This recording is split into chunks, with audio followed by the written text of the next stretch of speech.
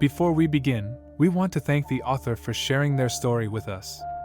If you have any truly spooky, creepy, or supernatural experiences that fit our channel's theme, we ask you to please send them to us through email.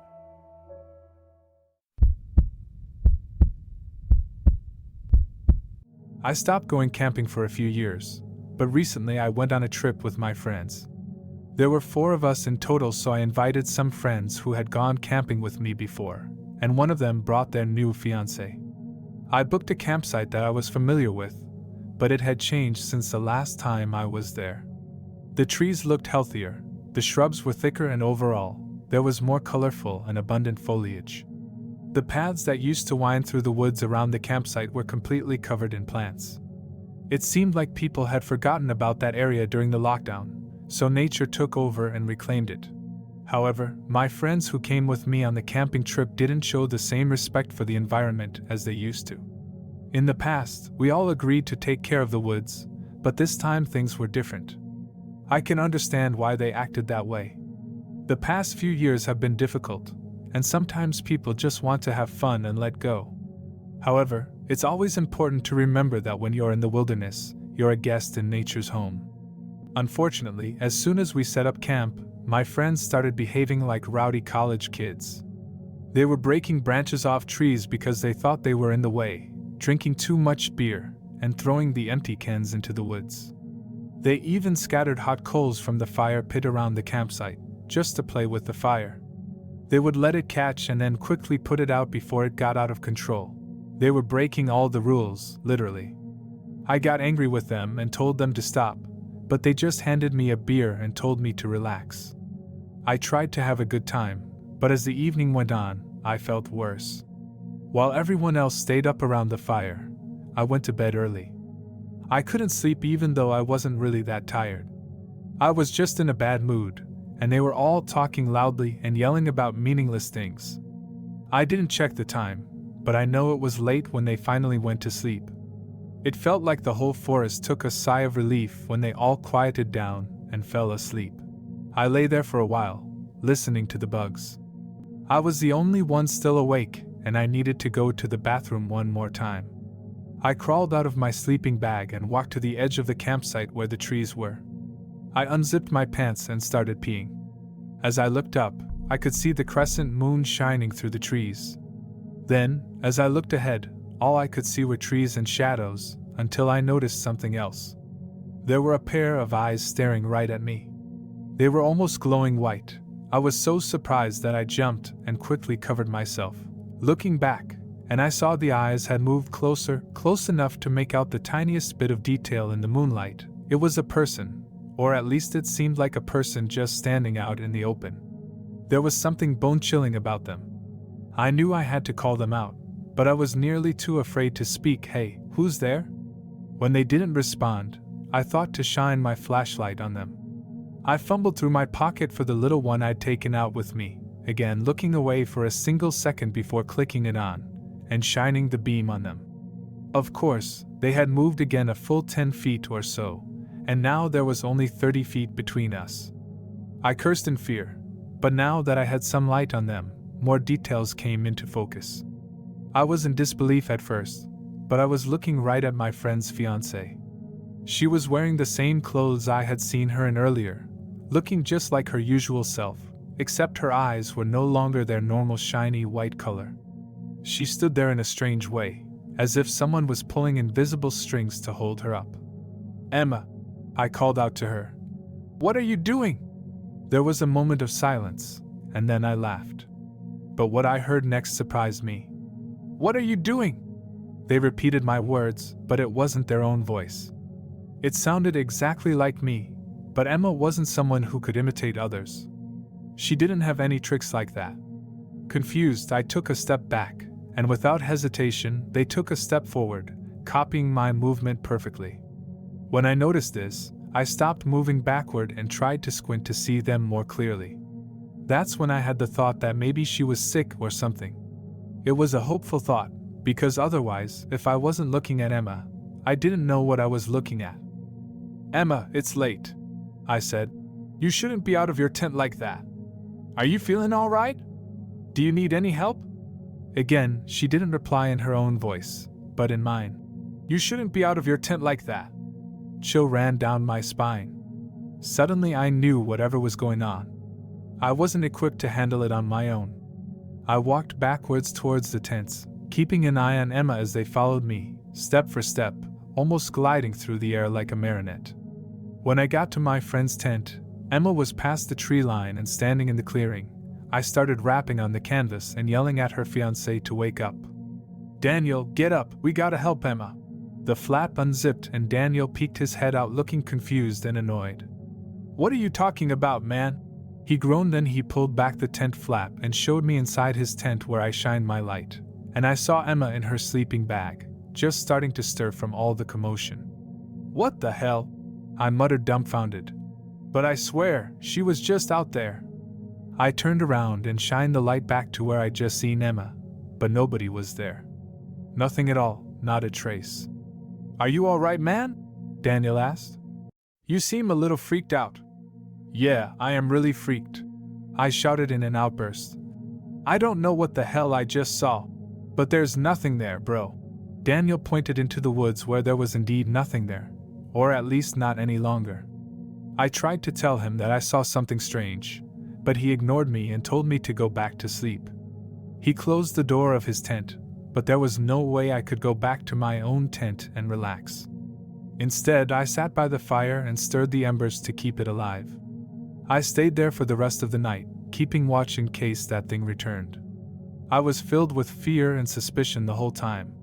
Every sound I heard made my body shake with adrenaline, making me believe that I would see those eerie white eyes staring at me again. As the first light of day arrived, I couldn't take it anymore. I woke everyone up and made them pack their things to go back home. I made the decision to cancel the trip, even though everyone complained a lot. None of them took me seriously. In fact, they all tried to convince me that I was imagining things. However, we had used my car and some of the gear they were using belonged to me, so I had the final say. So they had no other option but to come along with me. The entire car ride back home was quiet. I haven't been on good terms with any of them since then. They all think I need to see a doctor to check my mental health, but I know I'm not crazy. If anyone has heard anything similar to what I experienced, it would be helpful for me to research and understand it better. The best explanation I can come up with is that something living in the woods got used to humans being absent for a while, and the group I brought with me didn't behave well enough to earn a warm welcome back. Either that, or maybe I'm really losing my mind. One thing is certain though, I don't think I'll be going camping again anytime soon.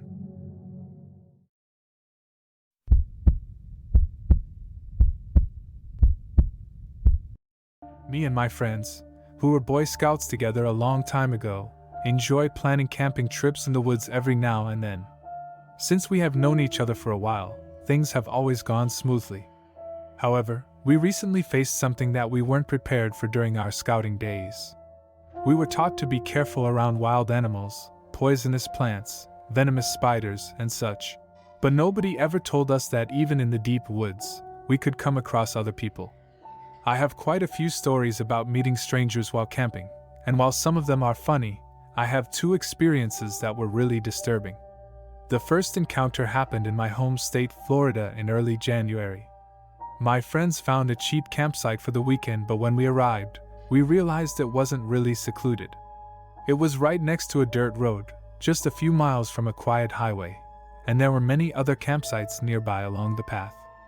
Most of the campsites were empty, but there was a family set up a little farther down, and across the road from us, there was a strange man camping alone in his Subaru. While we were setting up our camp, he didn't say anything to us, but all three of us noticed that he was watching us. What caught our attention was the big machete he had in a holster on his hip. Based on his behavior, we thought he might be someone who didn't fit in with society and chose to spend most of his time alone in the woods, both for his own comfort and for the safety of others. On the first day, he kept his distance from us. However, our campsites were not very far apart, maybe around 30 feet from the edge of our site to his. So we knew that the strange man would probably be listening to us throughout the night. But fortunately, the first night went well, and on the second day, he started to become friendlier. My friend and I went into the bushes to gather firewood, and he approached us and suggested a better place to find good wood that wasn't rotten. We told him we would think about it, but his behavior made us suspicious, so we didn't actually go. He seemed nervous, stuttering and drooling, and constantly touching the handle of his machete, as if he was scared of us. It was clear that he wasn't used to being around people. However, since he tried to help us during our first real interaction, we allowed ourselves to relax a bit. We thought he would be an interesting neighbor for the weekend, and since there were 3 of us and only 1 of him, we didn't see him as a threat. As the day came to an end, something unexpected happened. A car pulling into the campsite next to the man, and we all watched closely to see how he would react. But it was clear that he was not happy about it. But things didn't stop there as more cars arrived, one after another until there were 5 of them. It turned out to be a big group of young city folks who had booked 3 campsites next to each other. Unfortunately for them, they had unintentionally invaded the personal space of the machete-wielding hermit. His intense stare at us earlier seemed mild compared to the death glare he gave these people. He tried to act normal, but his whole body tensed up as he stared at them. Things almost took a turn for the worse when their dog showed up. There were actually 2 dogs, but the owners of one let it roam around without a leash. Within minutes, their dog ran over to the machete man's campsite and started jumping on him with typical puppy excitement. The man stood frozen, as if he was trying his best not to lose control. We thought he might grab his machete and chop off the dog's head right then and there. Thankfully, the dog's owner quickly rushed over and got their pet under control. But then the man said, "If that damn dog comes over here again, I'm going to shoot it." At that time we hoped this would make the city folks realize that they couldn't just act like they owned the whole place. But sadly, they didn't seem bothered by his threat as they kept their dog on a leash after that incident. But as the night approached, they became even more intrusive. Their dogs barked nonstop, and there were many loud conversations happening at the same time among the 10 or so people. They were constantly shouting over each other to be heard, and we could hear every single word some of them were saying. So we spent the whole night speaking quietly, making fun of the ridiculous and out-of-touch things we heard from them. One of our friends did a pretty good impression of the most annoying person in their group, and we mockingly repeated everything he said. When our fire died down and it got colder, we decided to call it a night and climbed into our hammocks. Next day, when I woke up at morning, it was quite cold, around 40 degrees Fahrenheit. I felt too chilly to leave my hammock, so I closed my eyes and attempted to go back to sleep. After a while, I opened my eyes and noticed one of my friends crouching by the fire pit, trying to ignite the coals from the previous night. I chose to remain in my hammock until the fire was properly lit, so I closed my eyes again. After a while, I heard voices. I immediately opened my eyes and realized that one of the voices belonged to the man with the machete. He was standing over my friend by the fire pit, his hand resting on the handle of his machete, as usual. I pretended to still be asleep and listened to their conversation from my hammock. The man asked, "Who was doing that silly voice?" My friend stuttered and finally admitted, "That was me." There was a brief moment of silence, and I felt a bit nervous, half expecting the man to take out his machete. But thankfully, that's not what happened. Instead, he laughed awkwardly and shouted, "Man, you guys had me cracking up in my tent last night." My friend breathed a sigh of relief and said, "Yeah, that's cool, we thought it was pretty funny too." Then the man with the machete leaned in and said quietly, "I'm serious guys, I was very close. If you hadn't made me laugh last night, I would have gone over there with a gun and made them be quiet." My friend didn't know how to respond to this, and the man continued talking. He said he didn't like it when people from the city came to this area as he believed they should stay in Orlando. Then he said, "You guys aren't from there, are you?" My friend lied. "No, we're not from Orlando, we're from the Gainesville area." "Well, that's not too bad," he replied. "Anyway, I'm going back to try to get them to leave. See you later." Finally, he turned around and walked back to his campsite. Once he was far enough away, my friend looked at me, seeing the surprise in my eyes, and asked, "Did you hear that?" I responded, "Yeah, man. It's a good thing we're leaving today, right?" At that moment, our other friend woke up and came out of his hammock, completely unaware until we explained the situation to him. After that, we all agreed to end our trip a few hours early. We didn't eat breakfast at the camp and quickly packed everything, leaving before 10 o'clock. We tried to make it seem like a joke, but when it was said, it sounded more serious than we intended. I don't remember who said it, but one of us did. We worried about what might happen if we went home and heard on the news that someone had attacked a campsite full of people from Orlando. Thankfully, that never occurred, but when we left, it felt like we were abandoning those people to their fate. I shudder to think about what could have happened if we hadn't brought humor to that situation. We were caught off guard by it, and I couldn't think of any other way to handle it. Nobody expects to encounter overcrowding when they go camping in nature. Unfortunately, this wasn't our last encounter with the people living in the woods.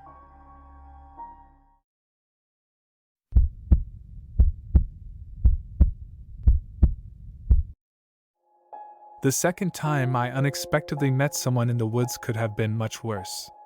I was camping with the same two guys from the previous trip I mentioned, but this time we had another person with us who was just a good friend and not a former Boy Scout. This camping trip was more serious. We drove to South Carolina and stayed there for 4 nights out of 5 days. We found a very secluded campsite for ourselves. We had to drive on a bumpy dirt road for a few miles until we reached the end where there was a loop to park our cars. Then we walked downhill for a short distance to our campsite, which was on the upper part of a river. I can't remember exactly which time of year it was, but it was hot and dry, so the river was only ankle deep in most places with some deeper parts. The area had a lot of different plants and the land was hilly, which was different from what we were used to, but it made the experience even more enjoyable. We brought some fishing gear with us and planned to explore the river and have some fun together. Sadly, I wasn't having much luck fishing as a beginner compared to my friends. We were all having a good time on the trip, but after a couple of days, we were starting to annoy each other. Then someone suggested going to a place called Sliding Rock in North Carolina, which wasn't too far away, but I wasn't very interested in it. Still, everyone else really wanted to go. This is where we made a big mistake, as in the Boy Scouts they teach you about the buddy system, which means you should never go alone in the wilderness. It's important to have at least one person with you in case something goes wrong. However, since we hadn't encountered any danger in the first 2 days, we decided that the 3 of them would go on their short half-day trip, and I would stay behind to take care of the campsite. I know it wasn't the safest or smartest choice, especially because my phone was almost out of battery. They gave me the keys to the other car in case I needed help, but surprisingly it was actually quite peaceful when they were away.